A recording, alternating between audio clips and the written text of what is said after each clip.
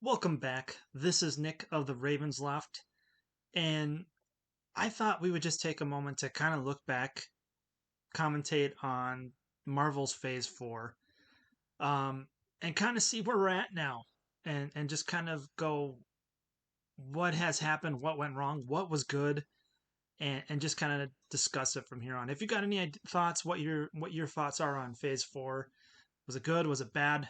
Was it dumpster fire? Should we all throw it away? Or was it some of the best stuff out of the MCU that you've seen so far? Comment below, subscribe. Let's talk. Let's talk about comics, entertainment, manga, and all that fun stuff. Okay. So if you can remember back, Phase 3 of the MCU ended with Infinity War and Endgame. Ended on such an epic, climactic chapter. There was no idea that how could this continue going on. For a lot of people, it just ended right there. There was nothing beyond the MCU at that point, and it kind of felt like a really good send off.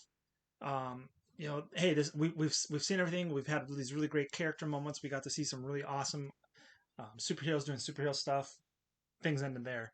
To many of our surprise, though, obviously it's not going to quit. This is a moneymaker. There's a lot more stories to tell. There's a lot more characters in MCU. Just where are we going to go with it next? And so we'll enter Phase 4, and I think where the other phases had a little bit more consistency, a endpoint plot. The first phase had the Avengers team up. Phase 2 had the Avengers meet and fight against Ultron. Maybe not as big of a build up, but they had like the superhero sort of world building aspects. You had the Guardians of the Galaxy introducing that, and then Phase 3, obviously it came to Infinity War and Endgame, culminating in all those moments. And then, as you could say, all three of those phases were actually bringing us to one climatic ending. And we introduced a lot of people, but it felt like it was more thorough, a little bit more connected, more concise, and focused. Um, it's a word I really want to uh, really kind of sit on, is the word focus. And one of the biggest things that I kind of really, my biggest gripes about Phase 4, it was just bloated. There's just too much, and it felt like it was just all over the place. Where it did feel like it could have connected, it just felt like it got lost in the shuffle of introducing so many characters. And maybe there'll be a big payoff when we get to Phase 5, Phase 6, when we see all this come together. But it just feels like we were shoving so much at us.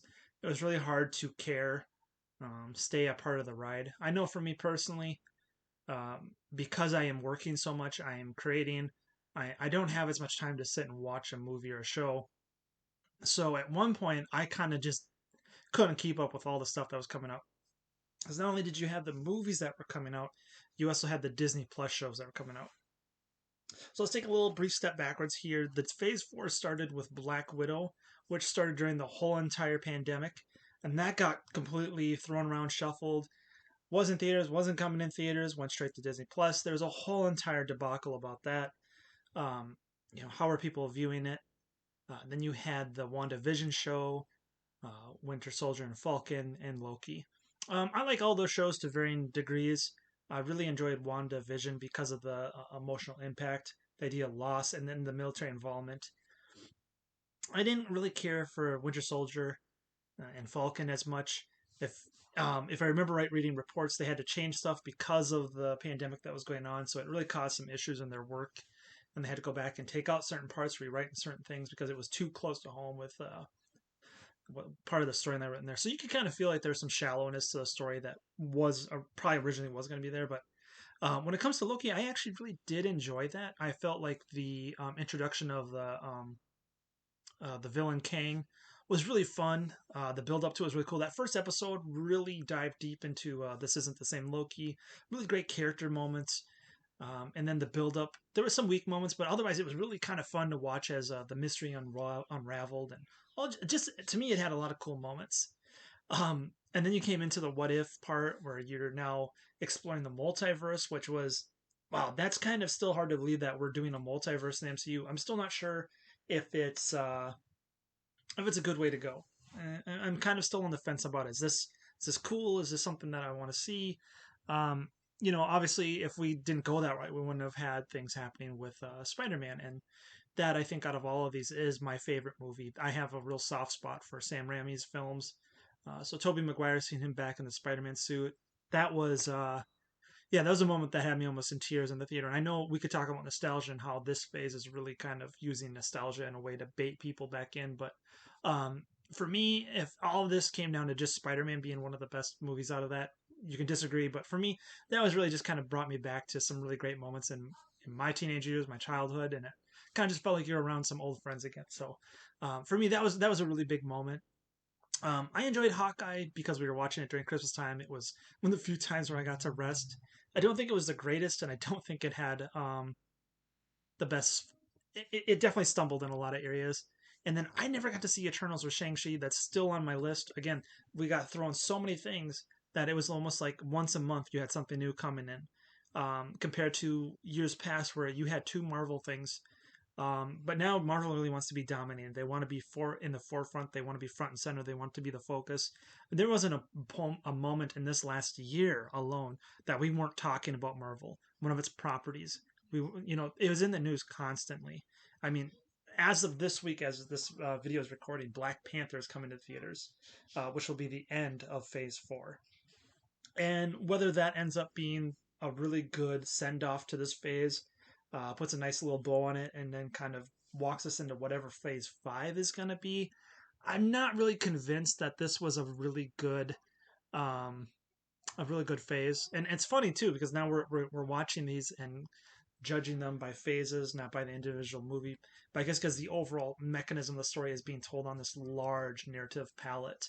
Then the question is, do you judge the phase 1 through 3 of the Marvel movies in one sort of judgment, or do you judge them in one particular movie at a time? And I think if you judge these movies one at a time, they're going to have very mediocre scores. Still have some of my favorites are the Winter Soldier, the first Iron Man. I really love the Captain America movie just because I love World War II aesthetics and um, the directors from Rocket Man and the Rocketeer, overall I just enjoy those movies. Anyways, Phase 4 has been an introduction of a lot of characters. You had Moon Knight coming in, then you had the sequel to Doctor Strange, and you had Miss Marvel coming in, um, and playing off of whatever's going to be happening in Captain Marvel next. Then you also had the introduction of She-Hulk, which was, I think, out of all the series that came out in this new phase, I think She-Hulk probably brought the most contentious attitude with it. It really kind of compared to all the other ones where they were forefront in the center. It seemed like She-Hulk really kind of poked fun at everybody and tried to make people mad. So I'm not sure how I really felt in terms of that, in terms of marketing. But then we had Thor: Love and Thunder come out, and um, I'm kind of iffy on the Thor movies. They're either kind of slightly it's not too bad, and I liked Ragnarok, but I liked it for just its playfulness.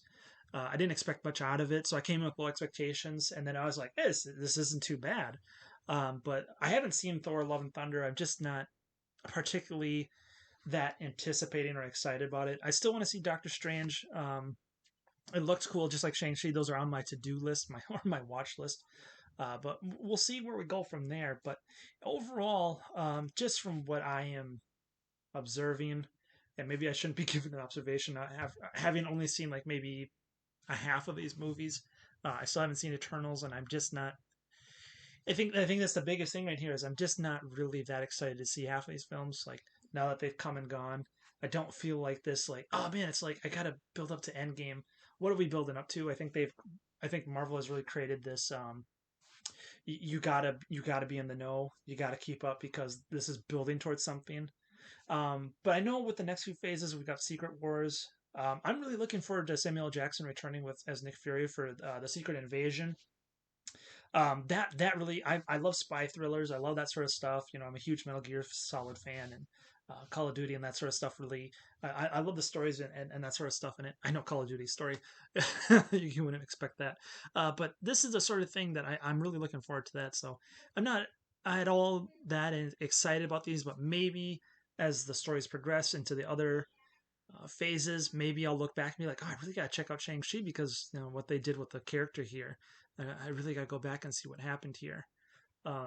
So I don't know. I'm intrigued. I'm excited to see what happens. But hey, I've got a Kickstarter running right now. if you are into fantasy with a lot of action, silliness, and goofy comedy, come check out Winnie the Pooh Demon Hunter on Kickstarter right now. I'm taking pre-orders so that I can deliver this on time. If the concept behind it is, what if Winnie the Pooh and his friends were demon hunters, fighting demons in the 100 Acre Woods? Um, I'd be really appreciated if you came and checked it out and joined us on this fun little journey as we're telling more stories in this. Anyways, you guys have a great day. God bless you.